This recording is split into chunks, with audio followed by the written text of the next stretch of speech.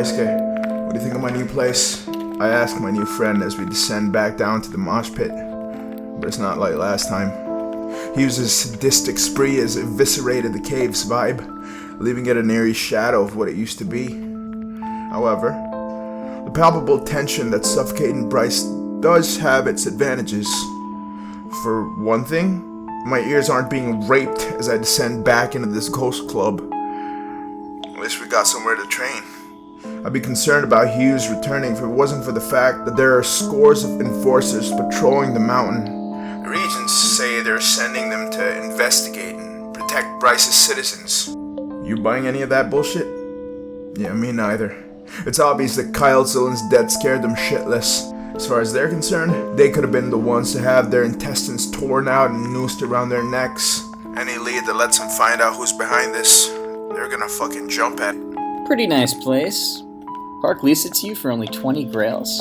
Yeah, I did not really expect much when I went to check out the apartment Park offered me, but I was pleasantly surprised. Sure, it's not luxury by any means, but the walls weren't that thin, the furniture wasn't that busted, and the roof wasn't that leaky. Considering where I have been sleeping my last month, that is saying a lot. Yeah, I'm sure I can get him to lease you one too if you're interested. Nah, I'm used to our place. Plus, seeing the way Boo and Randall can tear through a solid rock cave, I don't think I'll be able to hold on to my safety deposit. Speaking of which, thanks again for lending me the down payment. No worries, anything to keep you snoring ass out of my house. Cave. Aha. I'd even take care of your rent if you'd let Randall move in with you. Pass. Look, Randall's a nice enough kid, but he is not exactly what you'd call roommate material. For one thing, he snores out both ends. Upstairs and out the ass. We finally reach our destination. It seems so much larger without the hundreds of party animals making inconvenient memories that they're gonna drink to forget. Daisuke shudders as we walk over the faintly blood-stained floor. As we head to the arena at the center, he tries to break the ghostly ice. So, I've been giving some thought to what you said about wanting to enter Bronson's Baddest. Yeah. Well, it would have been impossible if you hadn't pulled that little stunt with Raiko. Word's gotten around and now everyone's looking at you, the new kid on the block. Bullying bullies. You've got people's attention. So I can enter? No, you just whipped one of Jacques' lackeys. Since he was one of the top gang's best boxers, other gangs want a piece of you, just to steal your spotlight. So I've got a bullseye on my back. How is that a good thing? It's the best thing that could have happened to you. Remember that guy, Raphael Jacques? Yeah. Well, he's currently the favorite to win the tournament. I mean, he's the no-brainer. That guy's a different breed, no joke. Bronson's management had to beg him to compete just to keep their tournament some legitimacy. However, since the last spot is open, they're gonna let him choose his opponent. Okay. Don't you see? All you need to do is piss him off enough.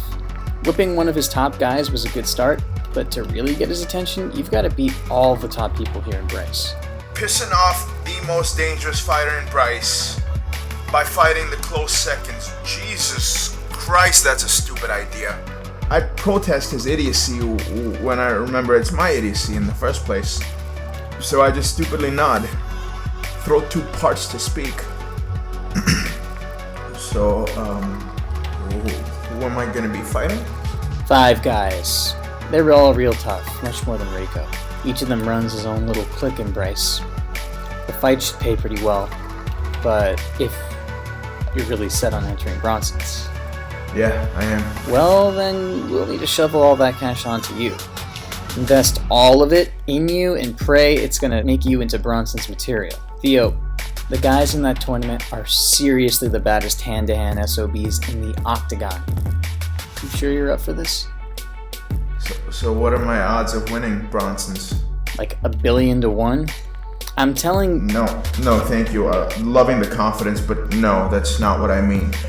I mean, I need you to turn that 50 million into 300 million. How are we gonna do that? You wanna bet the winnings of a tournament that you're almost certainly gonna lose? Yep. You realize that with a bet of that size, When you lose, every bookie in the octagon's gonna be after your head. If I lose. And remember, there's no way you lose. If I get my ass kicked, it's my ass. But if I win, as we agreed, my manager gets 10%. That's almost 30 million. Fine. It's gonna make everything much, much harder. See? Everybody's got a price. Lay it on me. Well, the gambling system in Bryce has nothing to do with skill.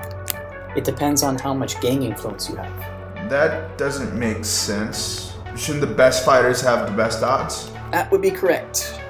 However, a lot of the bigger gangs hire strong unknowns and make them fight under their name. Take Jacques, for example. His gang isn't actually his. The fourth house gave him some thugs to run Bryce. Since Jacques has a regent's backing, he's gonna have really high odds. So what about me? Well, since you have no known gang affiliations, you'll have good odds. But you're not gonna be enough for your greedy ass. To get odds like that, you're gonna have to piss off a lot of people. I thought I already did that. Not even close to what you need. They need to absolutely hate you. That's why you're gonna fight all 5 on the same night.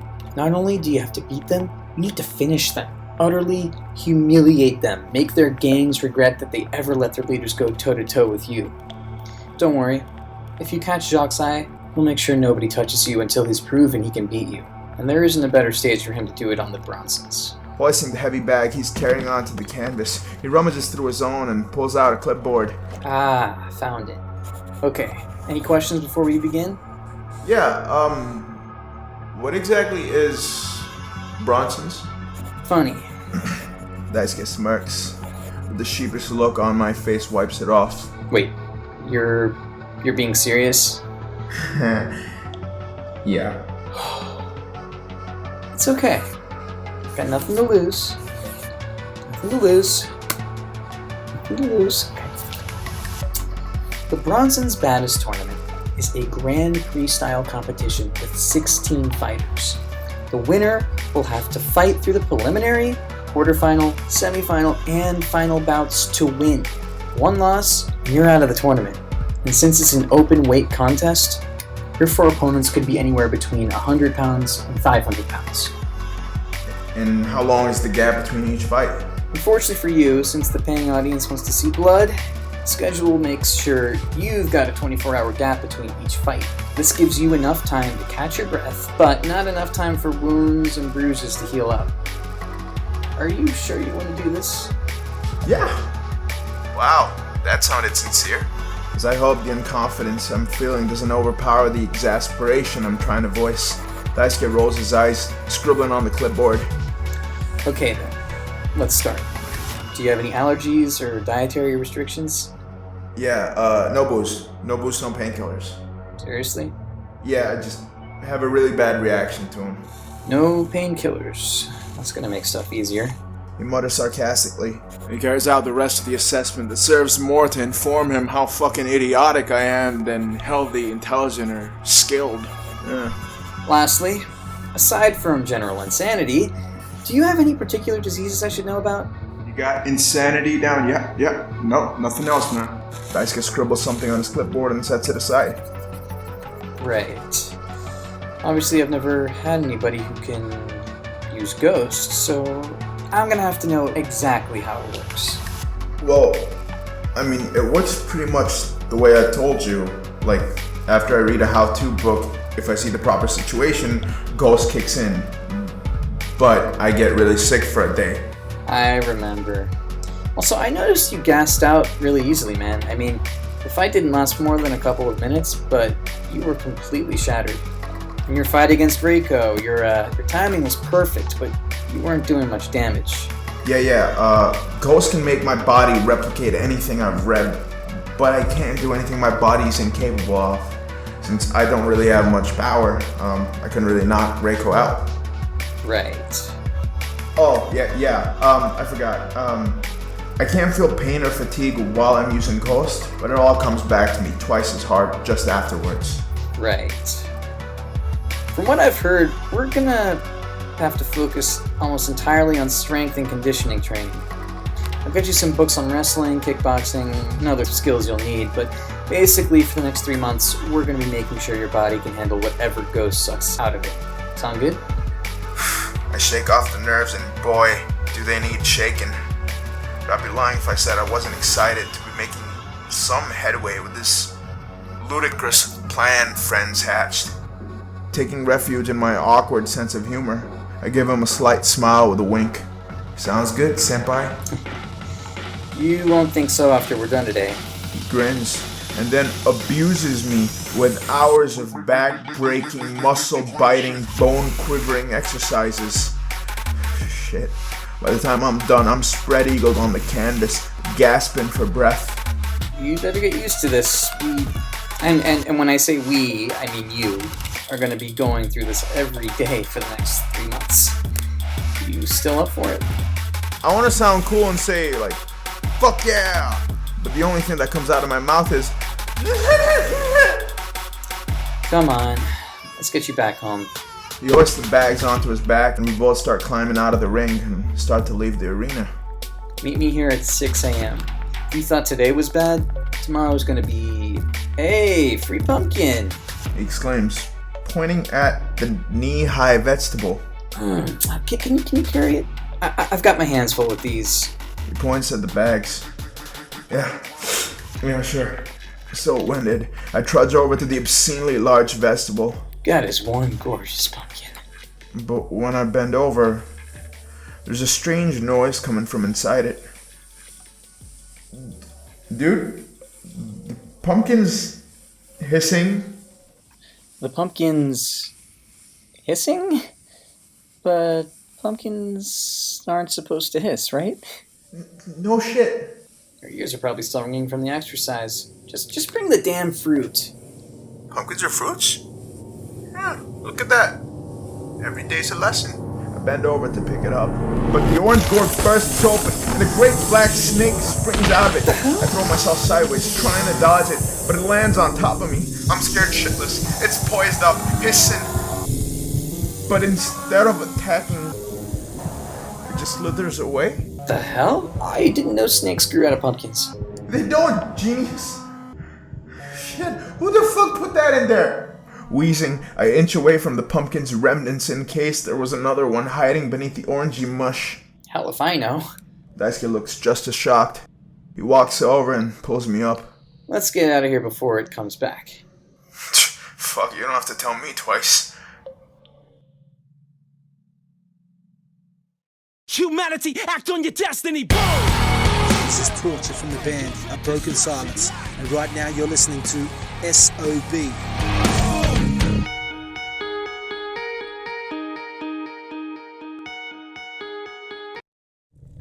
That was crazy. Why would someone waste a beautiful pumpkin like that? What the fuck is with this guy's pumpkin fixation? There was a motherfucking snake in it! But I'm too exhausted to even talk right now. So I just trudge into my apartment and collapse face down onto the bed. I give Daisuke a key to my place because, considering how fucking shattered I am, I don't think I'm gonna be able to get out of bed for morning training until he comes and kicks my ass out of bed. Alright, good job today, Theo. Lock the door on your way out, please. I think he said goodnight. I don't know what he said, because I've already fallen asleep.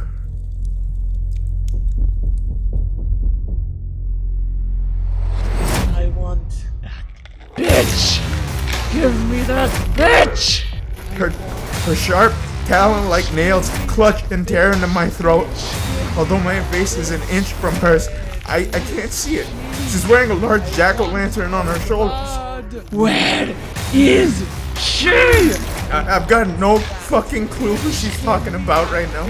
But even if I did, her pale, bloody hands squeezing my throat have choked me silent. Tell me where she is! I want her! She's screaming, thrusting her claw-like hands right into my stomach and violently twisting the insides. But all I can do is flutter out blood. I want that bitch! Give me that bitch! Suddenly, the pumpkin on her shoulders explodes, and her face Mia! She bends over my ear